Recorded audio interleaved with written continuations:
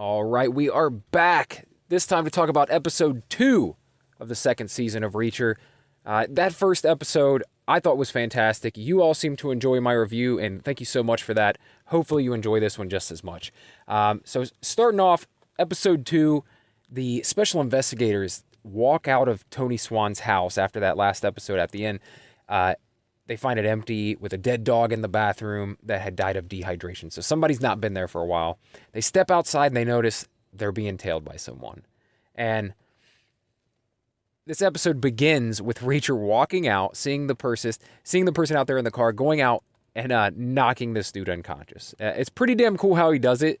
You know, he goes up and he kicks the front of the car, setting off the airbag, stunning the guy, and then he goes through the window, punches him out, breaks his nose. And I'm pretty sure this is straight from the book as well. I remember this even though I had never seen it play out before. And they're doing a good job at including great scenes that I always thought I'd love to see in live action from the book. Like that's what you want out of a live action Jack Reacher, is like some of these great scenes that you've read to come to life in front of your eyes. Anyway, I realized that they realized that the tail is actually a cop. And so they're not sure why the cops are following them, other than possibly the people who are investigating the death of their friend, and then seeing that they are somehow involved as well. So somebody's following them that in addition to the cops, and then also the cops are following them as well. But they realize, like, hey, man, we better ditch this ride, get something kind of inconspicuous, because now there's going to be a bolo out for them, all over the city. So they decide, like, hey, let's head down to Atlantic City, lie low. Cops won't, look for us there. And also that's where Sanchez and Orozco were last known to live. So let's head down there and see if we can find them. They go to rent a car from a rental agency, and they run into none other than Carla Dixon. And she's just arrived at the airport. So it's kind of like a crazy coincidence that it was like the exact same time, but like that's how stories work sometimes, Anyway, it's obvious that there's something between her and Reacher. They discussed it a little bit in episode 1, kind of set that up, but you can see when they're face to face that like there's definitely some unspoken lust or something going on there, curiosity of each other. And then obviously we get more flashbacks, right? Like we go back to when Reacher and Carla Dixon were working together in the 110th, and you can just see that attraction's always kind of been there, and just Reacher not thinking it was appropriate to pursue anything because he's her boss. Even though they're both the same rank, I think they made that apparent in the first episode, like, you guys are the same rank, but it doesn't matter. He's like her CO. He's the one running the show. So, and I agree. That's like your boss coming on to you. It wouldn't be right.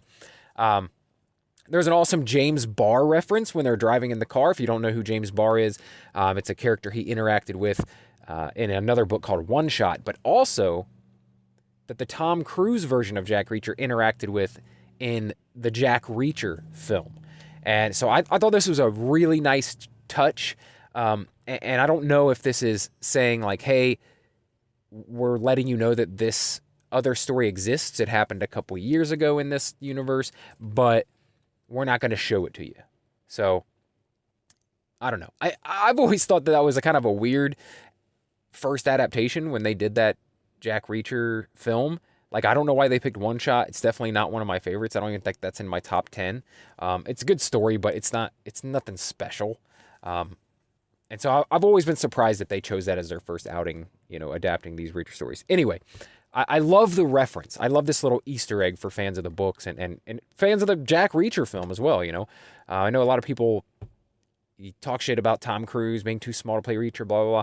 But if you don't know this already, like, Tom Cruise, his production company bought the rights to Jack Reacher, bought the film rights to Jack Reacher. So, and still to this day, own those film rights. Like, Skydance is, you see that at the beginning of the show, Skydance Productions is Tom Cruise's production company. So just know that, all the shit you talk about Tom Cruise saying like, oh, this guy's not Reacher, blah, blah, blah. He's the one that put this show together as well. And I think he realized that the fans want to see a different Jack Reacher, and he helped make that happen. So just know that before you talk too much shit about Tom Cruise. Anyway, they get down to Atlantic City, end up getting in a fight with some of these guys that are like friends with Sanchez and Orozco, because they think that they're the bad guys, because some other guys have been coming around asking about them and starting trouble and stuff. So they're like trying to fend them off, but they end up realizing like, oh, these are his old 110th buddies. So they go in, they track down this girl that's in this club, this bar, where I think Sanchez worked, and they question her. She tells them, like, she doesn't know much about what's going on, but she did mention that she heard him on a phone call talking something about 650,000 or 650 at 100K a piece. No idea what that's about, but we do get some reference later when they say something about weapons. So I imagine it's something to do with weapons sales. Anyway, they go to this casino and talk to the head of security there, because Sanchez and Orozco were guys who would work security and stuff like that for these casinos and stuff like that's what they were doing down there. And they had their own like private security firm or something. And one of the guys, the head of security there, the chief of security, he's like, you know, dude, friends of theirs are friends of ours. We'll help you guys out in any way we can. We'll look into this. And by the way, why don't you stay in one of our high roller suites? So one of my favorite parts, like the funniest thing in this is, well, honestly, one of my favorite things about this series so far, season 2, is O'Donnell. O'Donnell is my favorite character so far this season. He's just so funny. He's constantly taking jabs at Reacher, and I think one of my favorite ones is this scene right here where the guy comps them this suite, and Reacher's like, no, I'd rather just stay in a motel. Like, he feels uncomfortable taking the big fancy suite, right? And O'Donnell's like, he's like, don't worry, we'll have him send you up a park bench you can sleep on, you know, make you feel right at home. So I thought that was pretty funny. Anyway, we get some more action in the episode when Reacher and Dixon get jumped after leaving a casino by some people who have been following them. And I love that they end up burying them in cement. The action's really good in this series. All the fight scenes are really good, really brutal, and that's what you want in a Jack Reacher story. I don't remember if they like sunk them in cement in the book, but I thought that was a nice little touch on this episode in this series. Pretty on par with like what Jack Reacher would do. Anyway, I've heard some complaints. I've heard some complaints that these first 3 episodes were kind of boring or not that great, and I'm not seeing that at all. Like, I really don't get it. They're pretty on par with Jack Reacher books, so I'm not sure what people are expecting. Maybe they're not fans of the book series, and they're expecting more action out of this, but at its heart, Jack Reacher stories are detective stories. You know, that's one of the things I love most about them. I mean, the action's great, and it wouldn't be the same without it, but the mystery and the investigation, like, that's what makes the story. Anyway, heard some complaints, and I just wanted to throw my 2 cents in there. So after the fight, Reacher and Dixon, they go through the bad guy's car. They find that they're from New York, and they're obviously professionals. Everything's kind of scrubbed. They don't know exactly where they're from, exactly any details about them at all.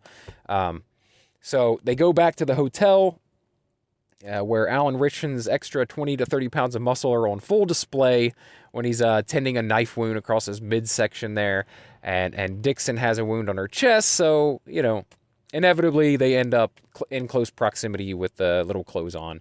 And, you know, you get it. They finally hook up after all these years of sexual tension. And honestly, I really like that they don't have these, like, drawn-out sex scenes. I noticed this in season 1 as well. It's very old school, right? Sometimes in the books, they will do kind of drawn-out sex scenes, but I'm glad they don't spend too much time on that in the series. It like I said, it's kind of old school. You know, they start making out, and then the camera pans away, and then you see them the next morning. You know what happened. We all know what happened. Yeah, so let's, you know, get back to the story. Let's go. They hooked up. Next day, the chief of security from the casino tells them that, like, Sanchez and Orozco were not working on anything for any casino. They've looked into it. That's not what's going on here. None of the casinos are missing money. They thought that maybe it had something to do with people robbing casinos or something like that because of the 650, 100K each thing. And They still don't know what these numbers stand for. But they now know it has nothing to do with casino money. But then the chief also informs him that Sanchez and Orozco were both found dead in the Catskills, just like Franz, all broken and beaten up and dropped from a helicopter. So, 2 more down of the special investigators. The episode ends with Reacher saying, "We're going to need more guns," which is a great line. Very, very old school action film line right there. So we assume they're heading back to New York for episode 3. What else? We get a little bit more backstory for the bad guys, right? Or not backstory, but a little bit more information.